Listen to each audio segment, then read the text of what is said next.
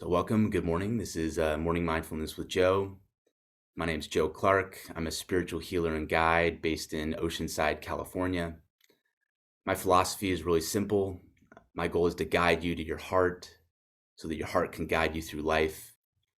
And when you live more from the heart, you live with more authenticity, you feel better, you think more clearly, you make wiser decisions, and you enjoy life more. You sense more purpose and passion in what you do. You can learn more about me on my website, jdcspiritual.com, and I do offer free consultations. You can sign up for those through my website. So today's method is a great one to know. It's called the 5-4-3-2-1 compulsion softener. And what I want you to think of this as is a way to break loops. And, a common loop we find ourselves in, let me find my phone here, is scrolling, right? We start 30 seconds, a minute, 5 minutes, 30 minutes. And deep inside, we know that we're not actually enjoying this experience much. It's more like numbing ourselves out, tuning ourselves out, giving ourselves a break from the day. But it's not the kind of rejuvenating break we want to. It's more of like a brain drain break. And what's tricky is when we get into these loops, it can be really hard to get out. We just get into such an autopilot mode, and something in the brain is just enjoying the experience so much that we feel like we can't stop it. And so this is a technique you can use to help break that cognitive loop so that you can redirect yourself to something else that you actually want to do. You could put down the phone, get up and get a glass of water. Put down the phone, re-engage with the husband, with the kids. Put down the phone and go for a walk outside. What this technique does is it introduces more choice, more agency, more willpower into the moment so that you have more freedom to choose something healthy for you instead of just sticking with something because we're on autopilot. You can find this and other helpful methods in my book, Soul: Supportive Guidance for Healing and Awakening. Soul is available on Amazon.com, BarnesandNoble.com, and AuthorHouse.com. Now, before we get into the technique itself, I'd like to briefly review a few principles that I think are good to keep in mind when you're engaging in any mindfulness practice. And those principles are commitment, consistency, flow, and friendship. So commitment is resolving to practice, kind of like the Nike motto, just do it. Sometimes with mindfulness practice, we can have goals and plans and ambitions, and those can feel good, and those can set us up for success later. The key to real success, to getting benefits from your mindfulness practice, is simply doing it. And by showing up today, you've checked that box. Consistency, practicing regularly. Mindfulness practice really is a lot like fitness, jogging, swimming. If you only do it sporadically, you'll still benefit, you'll still enjoy it, but not nearly as much as if you do it regularly. The principle of flow is really about the difficulty level of your practice.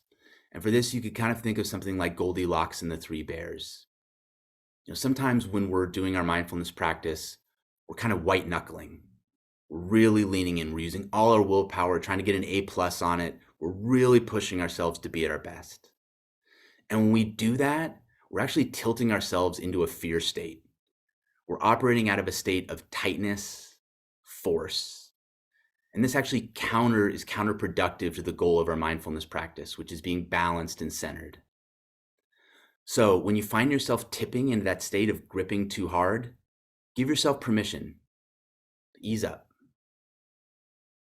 You can soften. You can disengage the practice momentarily. If it's really intense, you could always get up, get a glass of water, and come back. Give yourself that permission to finesse your energy back into that centered and balanced state, even if that means temporarily disengaging your willpower and coming back to a state of calm and pause. Likewise, sometimes we tip too far in the other direction. We lose our focus. Our mind is wandering. We're really thinking about other things more than our meditation. See that as an invitation to focus, to bring yourself back to center. to remember your commitment, to remember the benefit of consistency.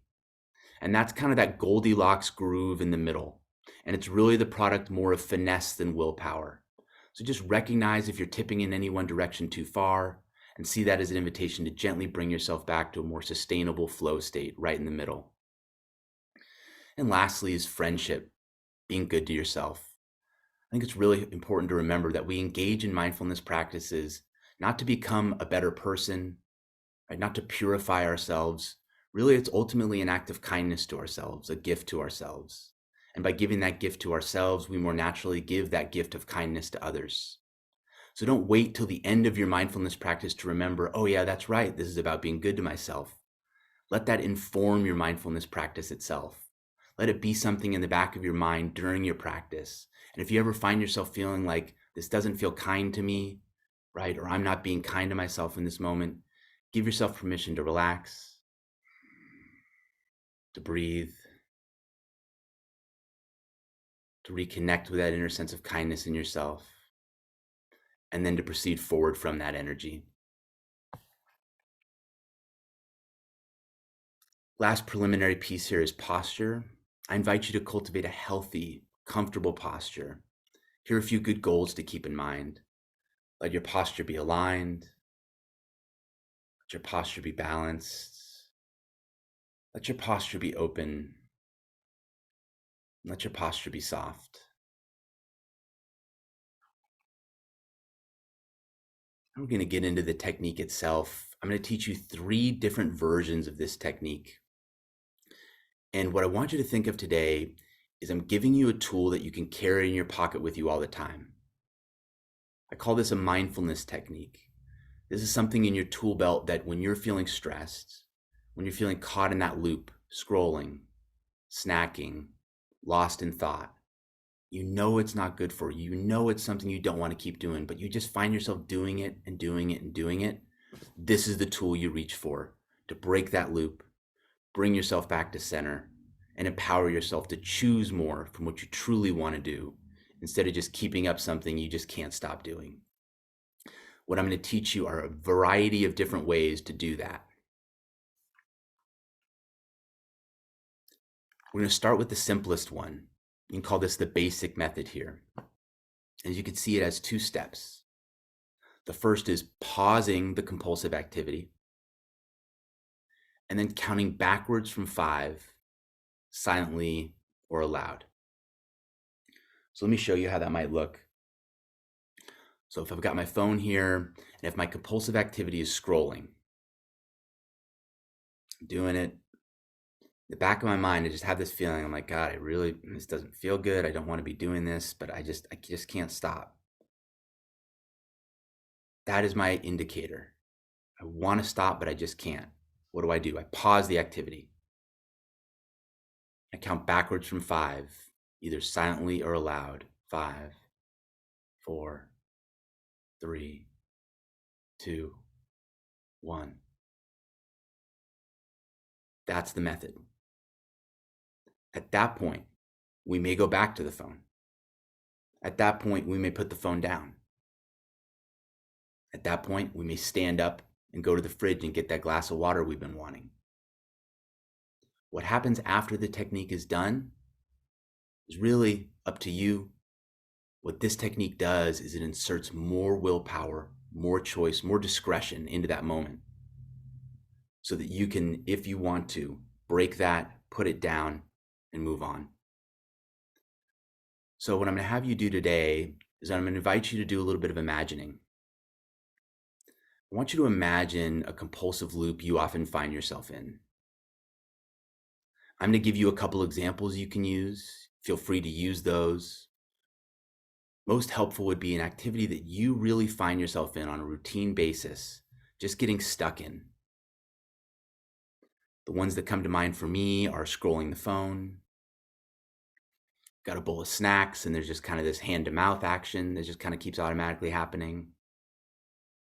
Or for me, my favorite one is thought. Just the eyes kind of fuzz over a little bit, the gaze gets a little wandery, and I'm just thinking of the past, the future, ways I want the present moment to be different, going into fantasy, just kind of pinballing around in thought. And then, in a moment,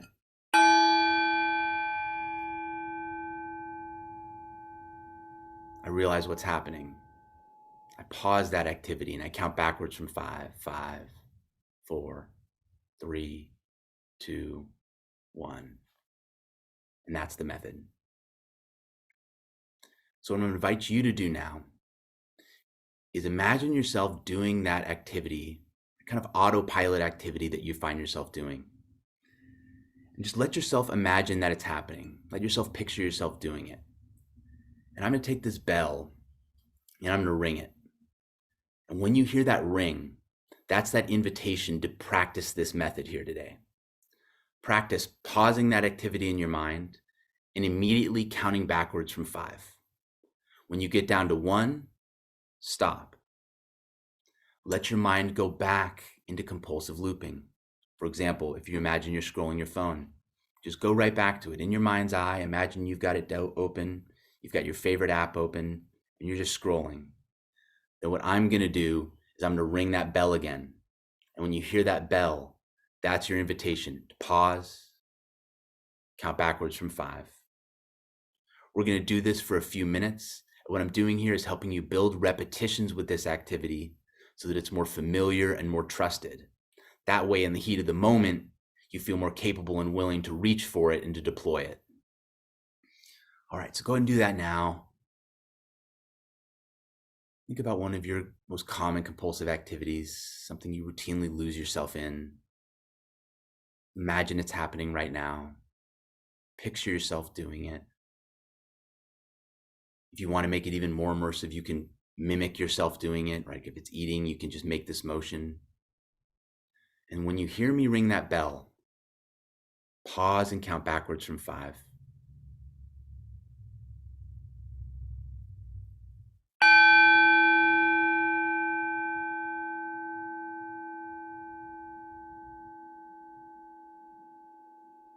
Nice job. All right, now let yourself drift back into that imagination, drift back into that compulsive activity.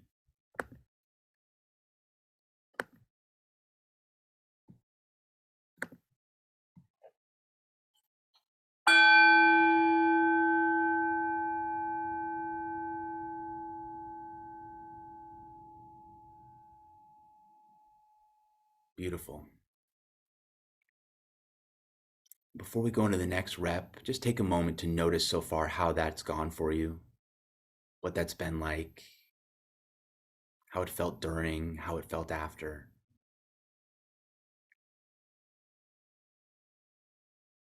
All right, now let yourself drift back. If your activity is getting lost in the television, you can picture your favorite show on the television. Just picture yourself sitting there, just staring at it.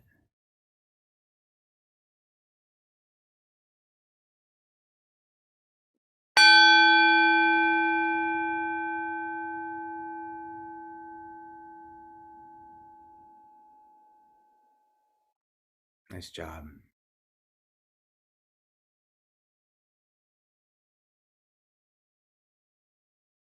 We'll do one more in this method. Just let yourself go one more time. Picture yourself in that activity. Imagine it's happening now. Let yourself go into that autopilot.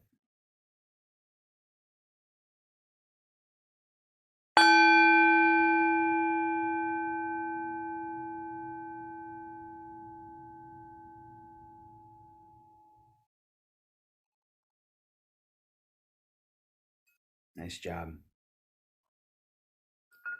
So now you have a feel for the basic method, which is simply pausing the activity, counting backwards from 5, silently or aloud. Think of this as one tool in your tool belt now.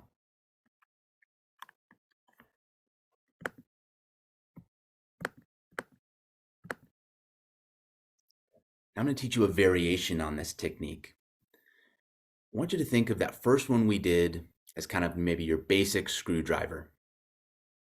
This variation here is a bigger screwdriver, a bigger gauge. And I want you to use this one when the compulsive loop is so strong that that first method just isn't really enough to break the loop. You've tried the 5, 4, 3, 2, 1, and what happened? Boom, right back into the phone. You can then come back to this second tool, a little heavier duty. And this is called the staircase. It begins in the exact same way as the other one. You begin by pausing the activity. So I'm scrolling, pause. The difference here is that I count and recount in gradually shortening cycles. So let me show you how that looks. I'm scrolling, autopilot, numbing out, feeling small. I don't like this. Got a tool for this. I pause the activity. 5, 4, 3, 2, 1, 4, 3, 2, 1, 3, 2, 1, 2, 1, 1. That's one repetition of this. So as you can see, it has a way to break that loop more effectively because we're simply engaging in more of the conscious activity. Another reason this method is so effective is because we're counting down in these gradually shortening cycles. It requires a part of our mind that can track processes over time to kick in. That pulls mental activity out of the phone or the snacking or the compulsive thinking and into the conscious, deliberate, purposeful thinking that we do from our place of intention. All right, so we're going to do it in the same format as we did before. I invite you to picture an activity. It could be the same one you were doing before, or it could be a different one. Think of something that you just kind of lose yourself into. And you just kind of find yourself doing it. Don't really necessarily know why you want to do it, but hey, it's happening, and hey, it's still happening. So we're just going to kind of go with it. Picture that happening now.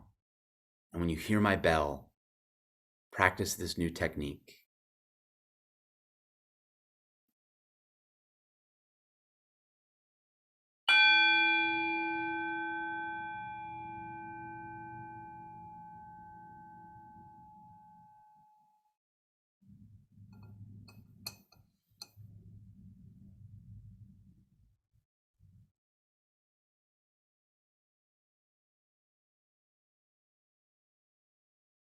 Beautiful. Let's do it again. Go back into that activity, that autopilot mode.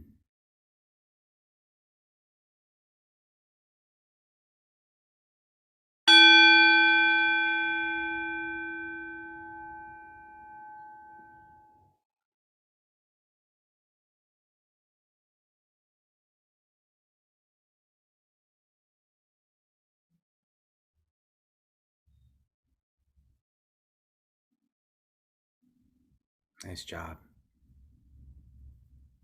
We'll do one more of these.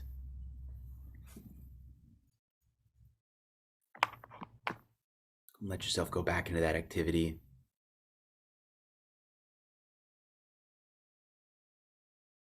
Let yourself feel that gentle pulling away out of the heart that we feel. We're giving more and more of our energy and attention into this autopilot mode.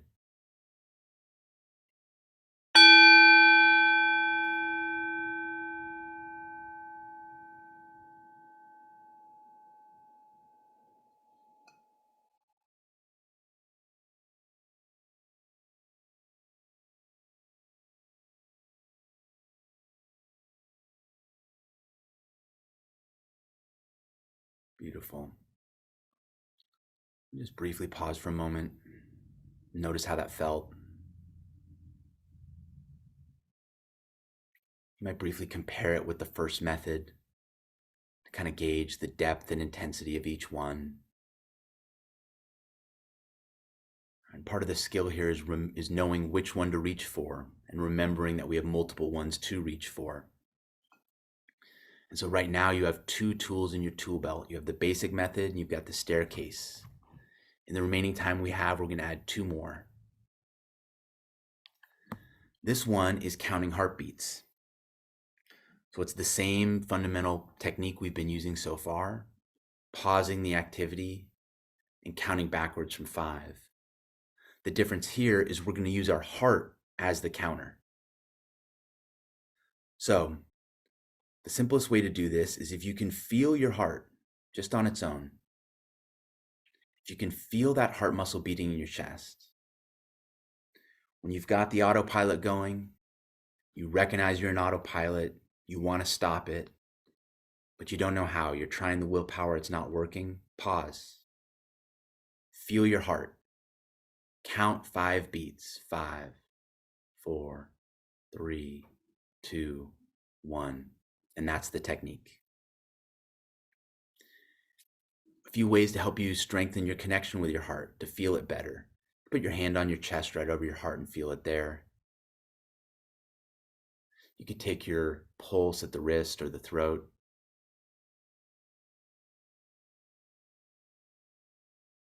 So feel free to do that to help you connect even more richly to that pulse. Let's practice a few of those now together. Go ahead and go back into that autopilot mode. Let yourself picture yourself doing that automatic activity. And when you hear my bell, I want you to pause, and I want you to count 5 heartbeats backwards from 5.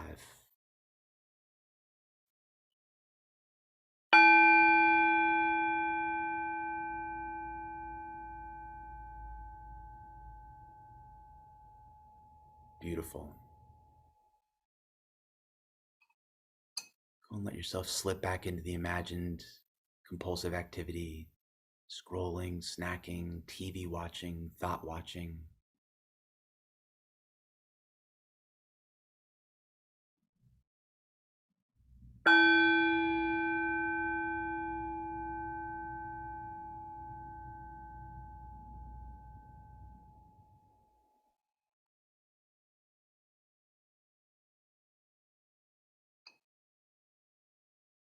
Beautiful. One more time with this method. Let yourself get lost in the activity, and when you hear my bell, pause, count 5 heartbeats backwards from 5.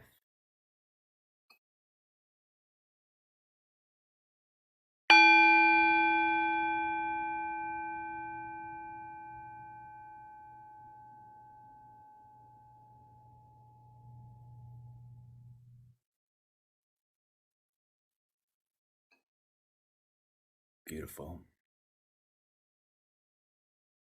Just pause for a moment. Notice how you're feeling. Notice any effects that technique had for you.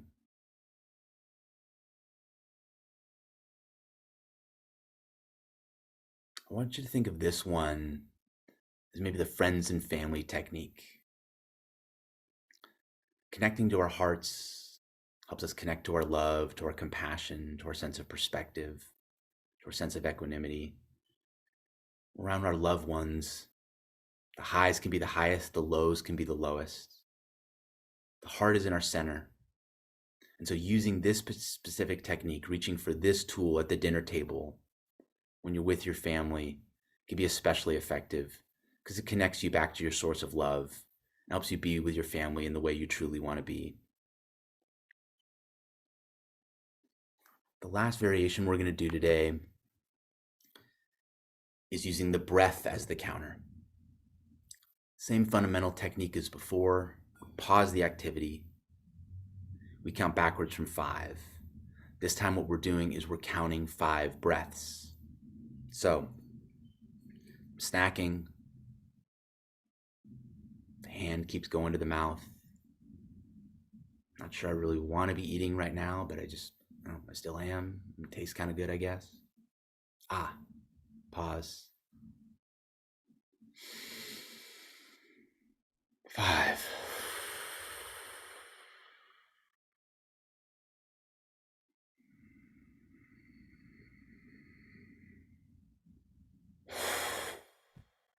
4.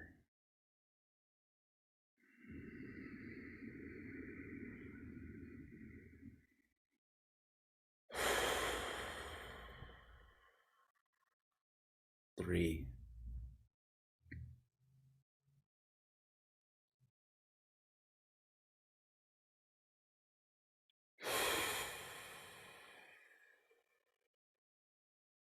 2,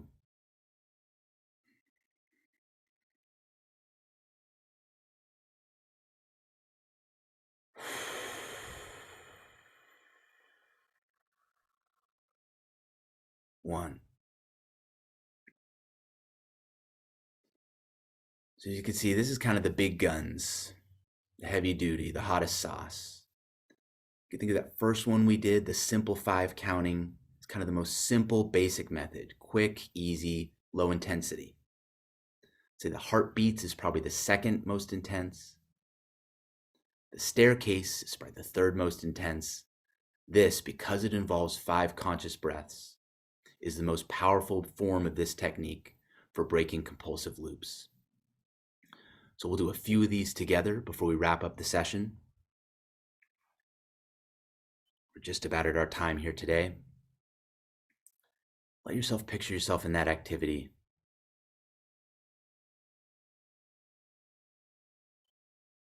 When you hear my bell, pause and count 5 breaths backwards from 5.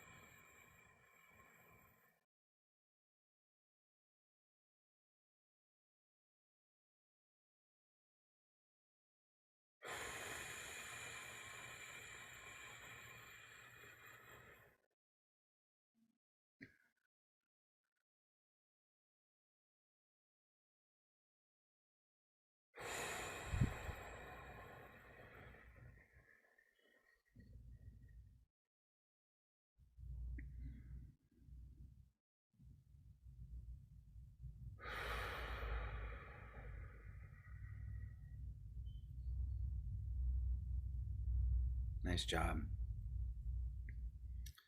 Notice how you feel.